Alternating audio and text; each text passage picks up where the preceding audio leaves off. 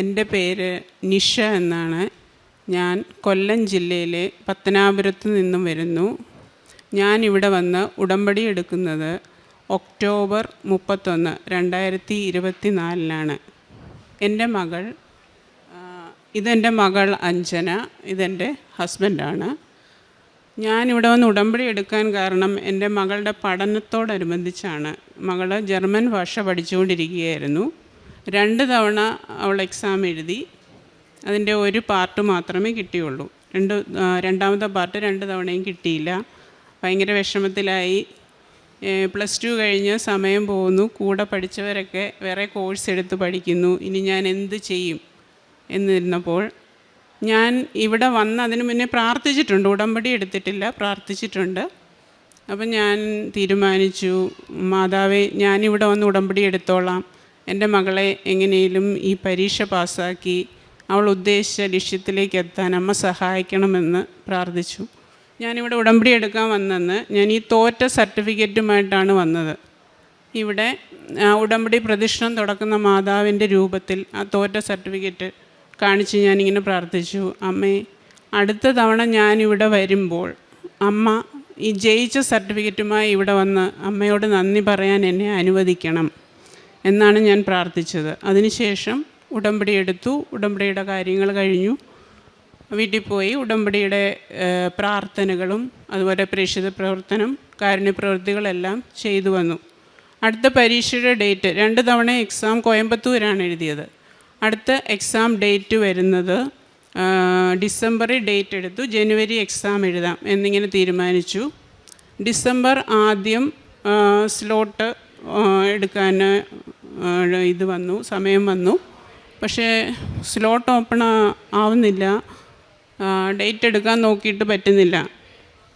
December 2 12 മണി, രാത്രി 12 മണി മുതൽ വൈകിട്ട് 6 മണി വരെ ഡേറ്റ് എടുക്കാൻ നോക്കിയിട്ട് പറ്റുന്നില്ല. 6 മണിയായിട്ടും പറഞ്ഞു ഇത് ക്ലോസായി, ഇനി ഡേറ്റ് എടുക്കാൻ പറ്റത്തില്ല. അപ്പം ഞാൻ സ്കൂളിലാണ് വർക്ക് ചെയ്യുന്നത്. ഞാൻ സ്കൂളിലിരുന്ന് ഡേറ്റ് കിട്ടിയെന്നിങ്ങനെ ഫോൺ കോൾ വരുമെന്ന് പ്രതീക്ഷിച്ചിരുന്നു, വന്നില്ല. ഞാൻ വൈകിട്ട് വീട്ടിൽ വന്നപ്പോൾ പറഞ്ഞു 6 മണി വരെ നോക്കാം. 6 മണിയായപ്പോൾ ക്ലോസായി. അപ്പോൾ വീണ്ടും കരച്ചിൽ തുടങ്ങി. ഞാൻ വൈകിട്ടത്തെ പ്രാർത്ഥന ചൊല്ലാൻ മെഴുതിരി കത്തിച്ച് വെച്ചപ്പോൾ ഭയങ്കര കരച്ചിൽ. ഇതൊന്നും വെറുതെ ഇങ്ങനെ നമ്മൾ പ്രാർത്ഥിച്ചിട്ടൊന്നും ഒരു കാര്യമില്ലെന്ന് പറഞ്ഞ് കരയാൻ തുടങ്ങി. അപ്പം ഞാൻ പറഞ്ഞു, അങ്ങനെ പറയരുത്. ദൈവത്തിന് നിന്നെക്കുറിച്ചൊരു പദ്ധതിയുണ്ട്. അത് നിൻ്റെ നാശത്തിനല്ല, നന്മയ്ക്കുള്ള പദ്ധതിയാണ്. അങ്ങനെ വിശ്വസിക്കാൻ പറഞ്ഞു. ഞാനവിടെ അന്ന് വൈകിട്ടത്തെ പ്രാർത്ഥന ചൊല്ലി. അന്ന് രാത്രി ഞാനിങ്ങനെ മുട്ടി നിന്ന് പ്രാർത്ഥിച്ചു, അമ്മേ, ഡേറ്റ് അവിടെ കിട്ടിയില്ല. പറ്റുമെങ്കിൽ എനിക്ക് എത്രയും പെട്ടെന്ന് ഈ മകൾക്കൊരു ഡേറ്റ് നൽകി അമ്മ അനുഗ്രഹിക്കണം. ഇനി വീട്ടിലും എല്ലാം പ്രശ്നമാണ്. വെളിയിൽ നമുക്ക് ഇറങ്ങാൻ പറ്റത്തില്ല. ആൾക്കാർ എന്നും ചോദ്യമാണ്, എന്തിനാ പഠിക്കുന്നത്. ഇന്ന് ചോദിച്ചവർ നാളെയും ചോദിക്കും എന്തിനാ പഠിക്കുന്നതെന്ന്. അങ്ങനെ വളരെ പ്രയാസത്തിലാണ് ഇരിക്കുന്നത്. അതുകൊണ്ട് അമ്മ രക്ഷിക്കണമെന്ന് ഞാൻ പ്രാർത്ഥിച്ചു. പിറ്റേന്ന് തന്നെ കൂടെ പഠിച്ച ഒരു കുട്ടി പറഞ്ഞു, അങ്കമാലിയിൽ ഒരു സെൻറ്ററുണ്ട്, നിനക്ക് അവിടെ ഡേറ്റ് എടുക്കാൻ നീ ശ്രമിച്ചു നോക്കാൻ പറഞ്ഞു. അങ്ങനെ അവിടെ നിന്ന് ഡേറ്റ് കിട്ടി. 3 ഡേറ്റ് ഉണ്ട്. അപ്പം ഞാൻ വീണ്ടും പറഞ്ഞു, അമ്മേ, എനിക്കൊരു ജോലിക്ക് പോകുന്നതുകൊണ്ടൊരു സെക്കൻഡ് സാറ്റർഡേ കിട്ടിയാൽ എനിക്ക് ഒരു ലീവ് എടുത്താൽ മതി. അപ്പോൾ അങ്ങനൊരു ഡേറ്റ് തന്നെങ്കിൽ കൊള്ളാമായിരുന്നു എന്നിങ്ങനെ അമ്മയോട് പറയുന്നുണ്ട്. അപ്പോൾ ശരിക്കും ആ 3 ഡേറ്റിൽ എനിക്ക് കിട്ടിയത് ഡിസംബർ 14. ഡിസംബർ 14 എന്ന് പറയുന്നത് സെക്കൻഡ് സാറ്റർഡേ ആണ്. ആ ഡേറ്റ് തന്നെ തന്ന് അമ്മ അനുഗ്രഹിച്ചു. അപ്പോൾ പിന്നെ അടുത്തത് ഹോൾ ടിക്കറ്റ് വരണം. പൈസ അടച്ചു, അത് കഴിഞ്ഞ് ഹോൾ ടിക്കറ്റ് വരണം. ഹോൾ ടിക്കറ്റ് വരുന്നില്ല. ഡിസംബർ 7 ഇവിടെ പ്രത്യക്ഷീകരണ പ്രാർത്ഥന 2:30 നടന്നുകൊണ്ടിരിക്കുമ്പോൾ ഞങ്ങൾ രണ്ടും ഇരുന്ന് പ്രാർത്ഥിച്ചുകൊണ്ടിരിക്കുകയാണ്. അപ്പോൾ അങ്ങനെ പ്രാർത്ഥിച്ചുകൊണ്ടിരിക്കുന്ന സമയത്ത് തന്നെ ഫോണിൽ ഹോൾ ടിക്കറ്റ് വന്നു. ഇനി അടുത്തത് തലേന്നേ അവിടെ പോകണം, 7:30 റിപ്പോർട്ട് ചെയ്യണം. ഞങ്ങൾ രണ്ടും തന്നെ പോകുന്നുള്ളൂ. ഞങ്ങൾക്ക് താമസ സൗകര്യമൊന്നും ആയിട്ടില്ല. അപ്പം ഞാനിങ്ങനെ പ്രാർത്ഥിച്ചു, അമ്മ സഞ്ചാരി മാതാവാണല്ലോ, ഞങ്ങൾ തന്നെയാണ് പോകുന്നത്, ഞങ്ങളുടെ കൂടെ വരണം, ഞങ്ങൾക്ക് പറ്റിയ അപ്പോൾ എനിക്ക് ഉടമ്പടി എടുത്തുകൊണ്ട് ഉടമ്പടി പ്രാർത്ഥനയും നടത്തണം. അപ്പോൾ ഉടമ്പടി പ്രാർത്ഥന ചെയ്യാൻ പറ്റിയ ഒരു സ്ഥലം എനിക്ക് താമസ സൗകര്യം തരണം എന്ന് പറഞ്ഞു. ഞാനും മോളും മോളുടെ ഒരു കൂട്ടുകാരി ഒരു ഫ്രണ്ട്, ഞങ്ങൾ 4 പേരാണ് പോയത്. ഞങ്ങൾ ശരിക്കും 5:15 ഞങ്ങൾ റെയിൽവേ സ്റ്റേഷനിൽ ഇറങ്ങി. അത് കഴിഞ്ഞിട്ട് ഞങ്ങൾക്ക് സ്ഥലം കണ്ടുപിടിക്കണം, താമസ സൗകര്യം കണ്ടുപിടിക്കണം. ഞങ്ങളൊരു 3 PG ചോദിച്ചു, 2 പറ്റത്തില്ല എന്നാണ് അവർ പറഞ്ഞത്. അപ്പം ഞാൻ പറഞ്ഞു, അമ്മ 6 മണിക്കുള്ളിൽ എനിക്ക് ഇവരാണെങ്കിൽ ഇവർ 3 ചെറുപ്പക്കാർ, ഞാനേ ഉള്ളൂ, 6 മണിക്കുള്ളിൽ അമ്മ എനിക്കൊരു താമസ സൗകര്യം ഒരുക്കി തരണേ എന്ന് പറഞ്ഞു. അങ്ങനെ 3ാമത്തെ PG ചെന്നപ്പോൾ അവിടുത്തെ ആൻറ്റി പറഞ്ഞു, ഓക്കെ തരാം, നിങ്ങൾ താമസിച്ചോ, കുഴപ്പമില്ല എന്ന് പറഞ്ഞ് ഞങ്ങൾക്ക് താമസ സ്ഥലം തന്നു. അപ്പോൾ ആൻറ്റിയായിട്ട് സംസാരിച്ചപ്പോൾ ആൻറ്റിയുടെ പേര് മേരി എന്നാണ്.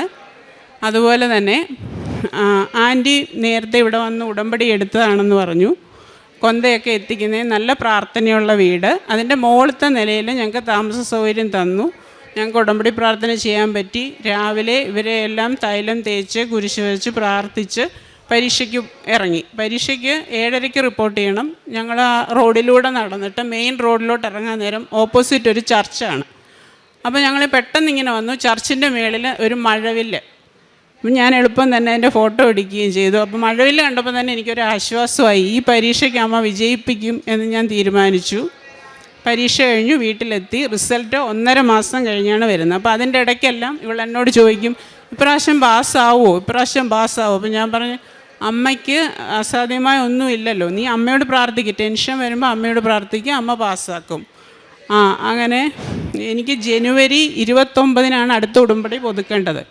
ഞാൻ അമ്മയോട് പ്രാർത്ഥിച്ചേക്കുന്നത് അടുത്ത പ്രാവശ്യം ഞാനിവിടെ വരുമ്പോഴത്തേക്ക് എനിക്ക് ജയിച്ച സർട്ടിഫിക്കറ്റ് വരാൻ പറ്റണം അമ്മയെന്നാണ്. അപ്പോൾ ജനുവരി 29 എനിക്കിവിടെ വരാൻ പറ്റിയില്ല. അന്ന് മോൻ വിദേശത്തേക്ക് പോകുന്നതുകൊണ്ട് എനിക്ക് അതിൻ്റെ കൂടെ പോകണമായിരുന്നു. പിന്നെ അത് കഴിഞ്ഞ് സ്കൂളിലെ ആനിവേഴ്സറി എല്ലാം കാര്യം കഴിഞ്ഞിട്ട് ഫെബ്രുവരി 10 എനിക്കിവിടെ വരാൻ പറ്റത്തുള്ളായിരുന്നു. ഫെബ്രുവരി 4 റിസൾട്ട് വന്നു. റിസൾട്ട് വന്നപ്പോൾ ഞാൻ വീട്ടിലില്ല. അപ്പോൾ മോൾ എന്നെ വിളിച്ച് പറഞ്ഞു, അമ്മേ റിസൾട്ട് വന്നു, ഞാൻ പാസ്സായി. അപ്പം ഞാൻ എളുപ്പം പറഞ്ഞു, മാതാവിനോട് നീ പോയി നന്ദി പറയും. ഞാനും അവിടെ നിന്നിടത്ത് തന്നെ മുട്ടുകുത്തി മാതാവിനോട് നന്ദി പറഞ്ഞു. അത് കഴിഞ്ഞ് പിന്നെ വരുന്നത് ഇൻ്റർവ്യൂ ആണ്. ഇൻ്റർവ്യൂവും ഞാനിങ്ങനെ പ്രാർത്ഥിച്ചത്, ഡയറക്റ്റ് ജർമ്മൻകാർ വന്നാൽ ഇവർക്ക് ചിലപ്പം ടെൻഷനായിരിക്കും. അപ്പോൾ അതിൻ്റെ ഇടയ്ക്കൊരു ആരെങ്കിലും ഒരു മലയാളി ഒരാളെ അമ്മയൊന്ന് കൊടുത്തൊന്ന് അനുഗ്രഹിക്കണം. അപ്പം അത് കഴിഞ്ഞ് ഇൻ്റർവ്യൂവിന് ഒരു മലയാളി ഡോക്ടർ തന്നെ അതിൻ്റെ നേതൃത്വം വഹിച്ചുകൊണ്ട് വന്നു. അവർ കാര്യങ്ങളെല്ലാം പറഞ്ഞു കൊടുത്തു, എങ്ങനെയാണ് ഇൻ്റർവ്യൂവിന് പ്രസൻറ്റ് ചെയ്യേണ്ടുന്നത്. അതെല്ലാം കഴിഞ്ഞു. ഇൻ്റർവ്യൂവിന് കാശുരൂപ ഉപ്പും തൈലം തേച്ച് ഉപ്പും കാശുരൂപം കൊടുത്താണ് വിട്ടിരുന്നത്.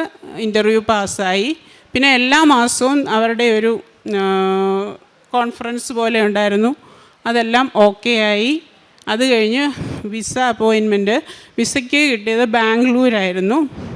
ബാംഗ്ലൂർ പോകാനും വേറെ ആരും കൂട്ടില്ല. ഹസ്ബൻഡ് മെനഞ്ഞാന്നാണ് ഗൾഫിൽ നിന്ന് വന്നത്, ഞാനും മോളും മാത്രമേ ഉള്ളൂ.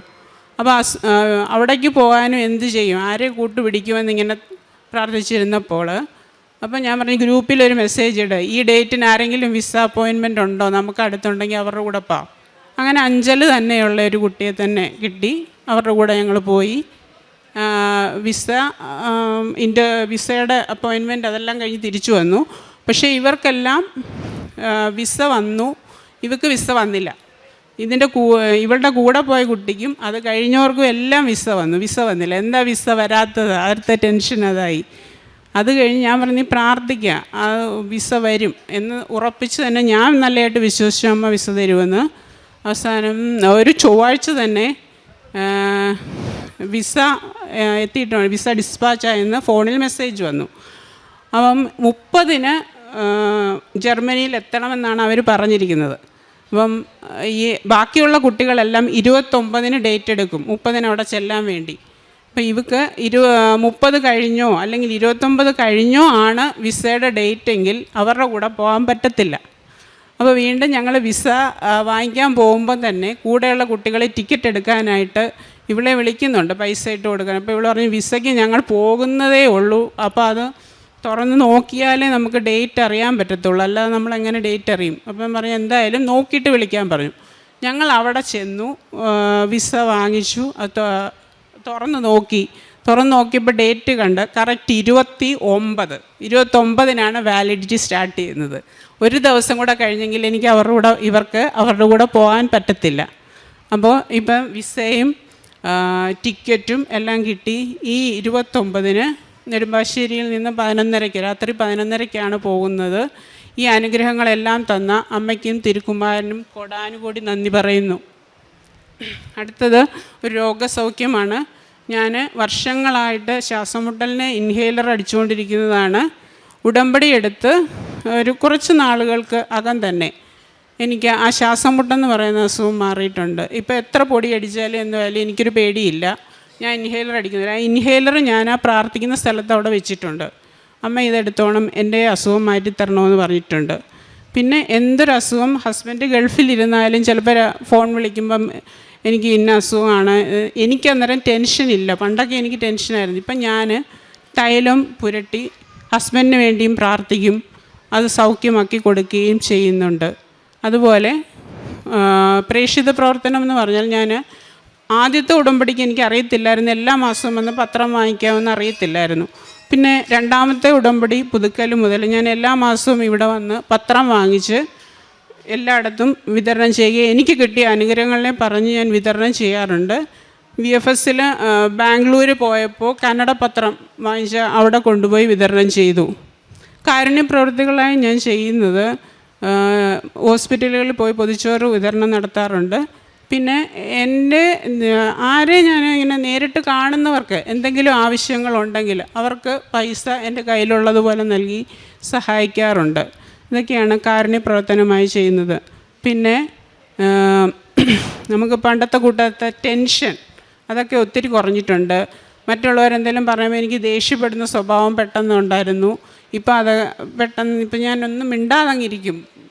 അവരെന്ത് ദേഷ്യപ്പെട്ടാലും അങ്ങോട്ട് തിരിച്ച് ദേഷ്യപ്പെടാതെ ശാന്തമായി ഇരിക്കാൻ കഴിയുന്നുണ്ട്. അതെല്ലാം അമ്മ തന്ന അനുഗ്രഹങ്ങളാണെന്ന് ഞാൻ വിശ്വസിക്കുന്നു.